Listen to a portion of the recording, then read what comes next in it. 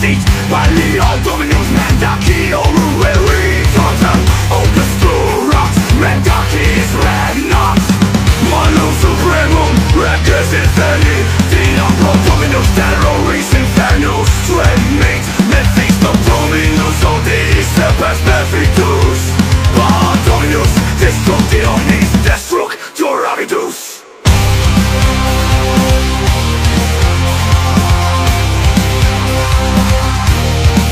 Andariel dominatoris Venus magit Turiel green chancellores Fricus affect Minora mala Sed potentia magna Enubris latet Daimonia cana Andariel dolor infini Venena serpens Doquens animas Turiel break Let the countdown begin. 10, 9, 8, 7, 6, 5, 4, 3, 2, 1, 0.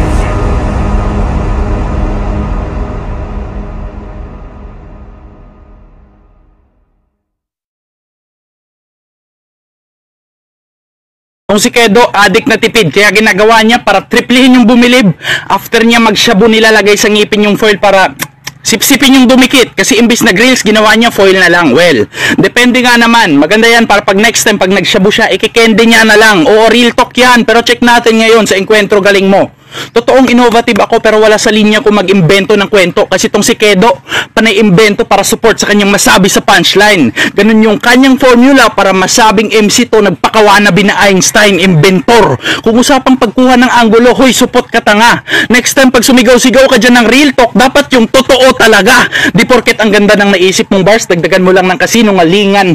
Pag gets nyo mainam, sa dala mo walang bibili brother, parang karne doon sa vegan. Kasi pagkakalat ng maling info, iyong na Master Leche ka, kinuwang tactics replica, puta Kedo, di ka rapper, feel ko pag rappler pwede pa. At nilait niya si Kazuya tanga. Pagka-hipokrito talagang malabo na po niyang ma-hide kasi 0 daw ang score at dyan ay saktong ako'y may advice. Bago mo laitin yung Kazuya, puta, manalo ka muna sa live. At alam kong may nakahanda kang rebat, kaso ako, sasabihin yung gusto, defense mechanism, sa sobrang pangit mo, ikaw mismo takot sa sarili mong multo. Napikon to kay Drian, binantaan para daw pag may battle sa live, maramdaman ay may kahalong kaba.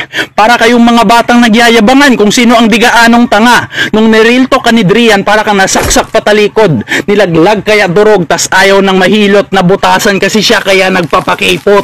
Kasi pansin nyo ba kung may tono na yung kanta, mas okay pa nga ang bulag kumanta nako. Ayaw nito mag-chorus pag sa collab dumagdag na to. Paano ba naman magagawa yung hook kung 1-2-1-2 lang alam mo? Tapos sa vidbat, tamang batak ka dyan pre. Siya daw ang maghahari, walang makakakante. Pero remind lang kita, durog ka kay Atoms, Vicente at DRD.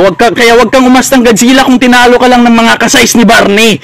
At oo, ikaw na may anak at binubuhay na pamilya. Pero di alam ni Kilesa na inuuna niya kabit niya. Low-key lang daw pero inungulan magka-vid pa. Tapos secret lang daw namin para kung sinuhulang kapatid niya. Di ako sinungaling Kedo, alam mo yan. Magigets yan nila. Tinatama ko mali mo kasi nga kaibigan kita. Sige subukan natin Kedo yung galing mo ano. Kung paano mo sasabihan na tanga yung mas successful sa'yo. Kung may counter ka sa narating ko, makakausad ka pa. Kaso di mo naman babanggitin yung success kung walang katulad aba. Kung di mo makita tagumpay ko sa talambuhang dala, sobrang silaw mo sa achievements ko, baka nabulag ka na. After ng laban natin, ako pa rin to. Wala akong balak na palitan ng kulay. Kaso tayo na lang ang natitirang demonyo. Ngayon tayo magbalian ng sungay. Ubusan ng bala?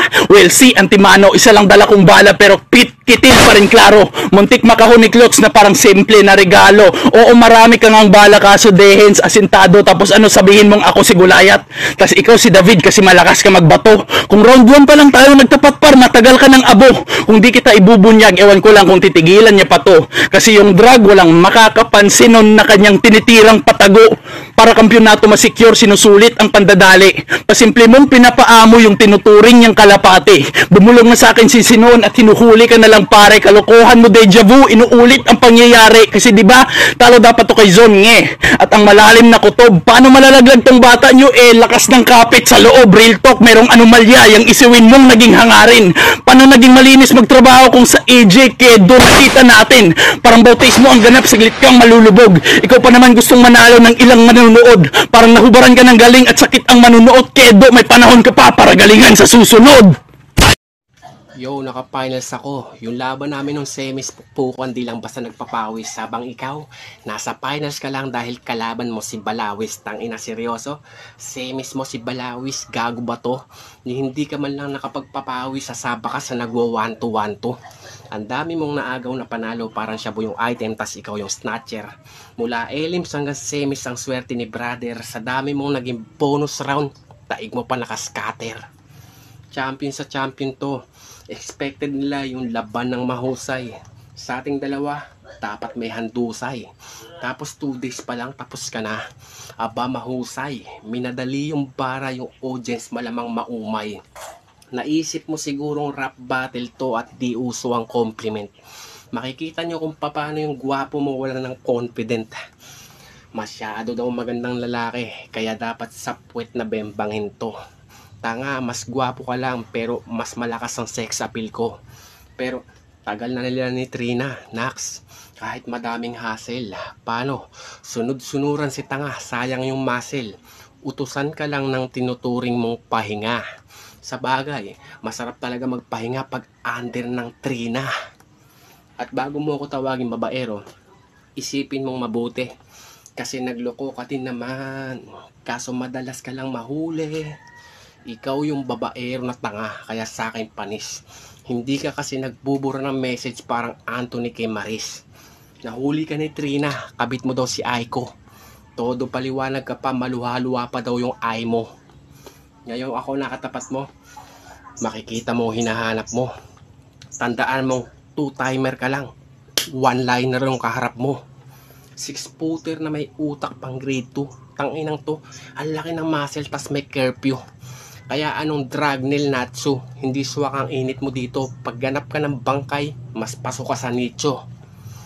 Di ko pa to A-game, pero taob ka pa din kahit itodo mo pa iho. Di daw nauubusan ng bars, kasi mukha siyang ahente ng Oppo at Vivo. Kaso anong palag sa humor ko nitong bobo na pabibo. Hindi mo ko mapipredict kahit itodo mo patanga. Hindi na ako angle pa sa gym, masyado nang mabigat yung mga trono kong dala. Sawa na ako sa rebansi mo, parang pusta ice water. Sapat nang nakaisa ka sa Kedo brother habang may iniintakot medyo hassle. Huwag mo lang kalimutang kampiyon ako sa lahat ng liga ng video battle.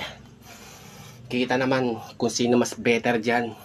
Baligtad sa'yo yung victory parang center stand. Kaya ang maungusan ako, never man. Tandaan mo, iba yung nangunguna sa first placer lang. Kita naman sa forma pa lang kung sino mas subok na hip hop. Dark horse ka lang sa tournament, ako yung GOAT sa bidpat.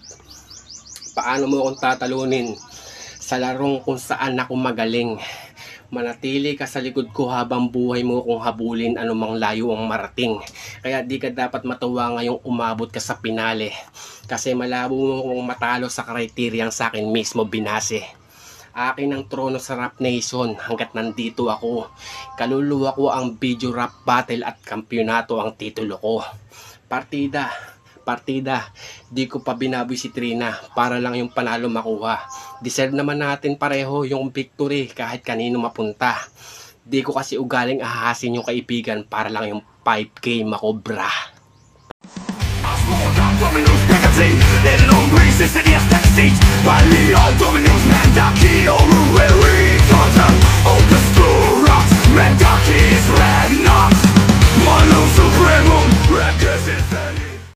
Yo, Big Mac once again ng Rap Nation. Happy New Year sa inyo mga utol. Sana lagi kayo mag-iingat dyan. Base sa napanood ko sa laban nilang dalawa, parehas maangas. Magagaling sila parehas. Deserving sila sa finalist. Umpisan ko kay Utol Dragnel mula una hanggang huli. Napakaangas. Pulido yung pagkakabitaw niya, yung mga punchline niya, yung mga bara niya talagang sumasapak talaga. Tsaka mabibigat yung mga binitawan niya. Kumpara kay Utol Kedo, kung ihimayin nyo, mabigat yung bara ni Kedo. Ang problema nga lang, nahinaan ako dun sa the way niya, paano niya i-deliver. Parang pigil siya, parang nakulangan ako. Pero overall naman, okay naman. Ang boto ko kay Utol Dragnel. Congratulations sa iyo, Utol.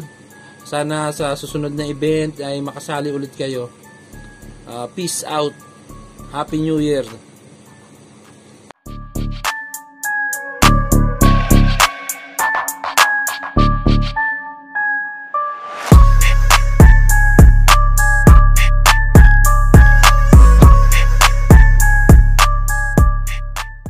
Great pros ng Rap Nation. Pwede-judge ko ngayon yung battle ni Dragnil versus Kedo.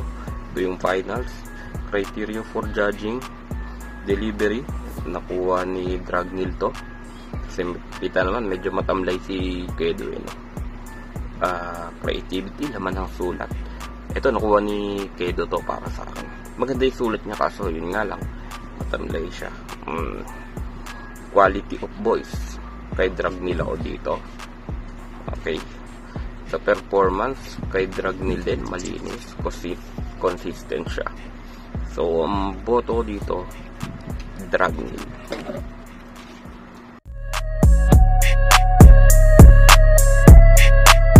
Prophetessa Productions.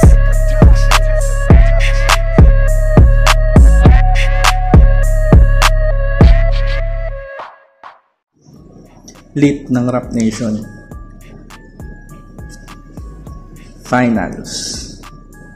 Kedo versus Drag.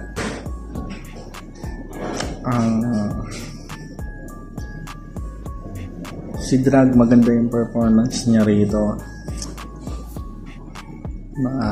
Yung pinakita niya, yung mga bars niya binitawan. Creativity rin sa video. Nandyan. So,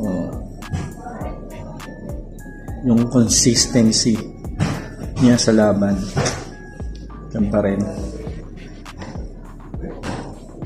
Kay Kedo naman, nanghihinayang ako kay Kedo kasi maganda yung mga bars niya binitawan, mga spit niya. Kaso yung delivery niya parang dun lang lumamya yung delivery. Maganda sana yung mga banat niya, kaya lang lumamya yung delivery niya. So moto ko Drag.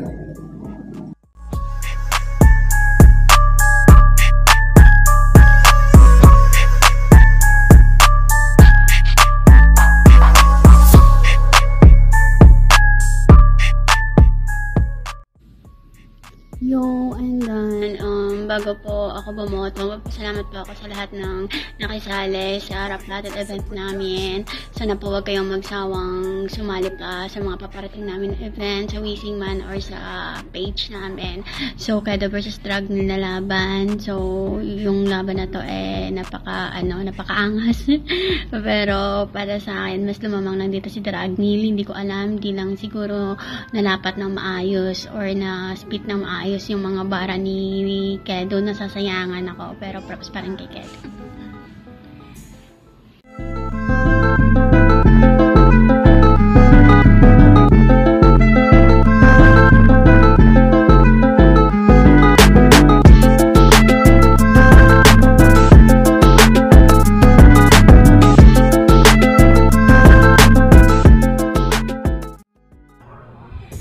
So ayun, Senon nga pala, owner of Rap Nation, member of Shady 45, Desierto, Doja Cat, Bantayog Finals, Kedo versus Dragnil. So bago yon, magpapasalamat nga muna pala ako sa ating mga sponsor na talagang sumuporta sa atin dito sa tournament na ito. At alam niyo na kung sino kayo. Ayan, nagpapasalamat ako dahil nakatulong tayo sa mga battle MC at mga rapper. Ayan, marami pong salamat sa inyo. At di kayo bumitaw dito sa pagsuporta sa amin. At lalong-lalo na sa members and admins ng Rap Nation. Ayan, nagpapasalamat din ako sa inyong lahat. Ayan, para sa inyo tong RN. At forward na tayo dito sa battle ni Kedo at ni Dragnil. So, medyo hindi ako satisfied dito sa panels na nangyari. So, ang boto ko dito ay kay Dragneel. Medyo nakulangan lang ako sa performance ni Kedo. Hindi ko alam kung nakagat to ng aso at inaantay na lang kung kakain to ng Pampers. So, congrats kay Dragneel. Simula elims hanggang finals talagang nilaban mo kung ano yung talagang para sa'yo. Ayan. So, congrats at binabati kita dito sa battle yung dalawa ni Kedo. Ayan. Kay props pa rin kay Kedo. Ayan. Na alam ko siguro busy ka sa family mo and dun sa holidays. Pero hindi pwedeng irason yun. Alam mo yan. Na yung pag-prepare mo. Talagang may mistake ka dito. Aminin man natin sa hindi. May pagkakamali ka dito. Na hindi mo na todo ng 100% yung battle nyo ni Dragneel. Hindi kagaya ng pinakita ni Dragneel dito. Talagang halos walang lelay overall performance kay Dragneel dito. Sa'yo okay naman yung mga bars mo. Medyo matamlay lang talaga. Ayan, medyo nakulangan lang talaga ako. Kaya ang boto ko kay Dragneel. Ayan. At maraming salamat ulit sa lahat ng RN, members and admin. Sa lahat ng mga sponsor na laging nandyan. At maraming pong salamat sa inyo at masaganang bagong taon sa atin lahat. Thank you.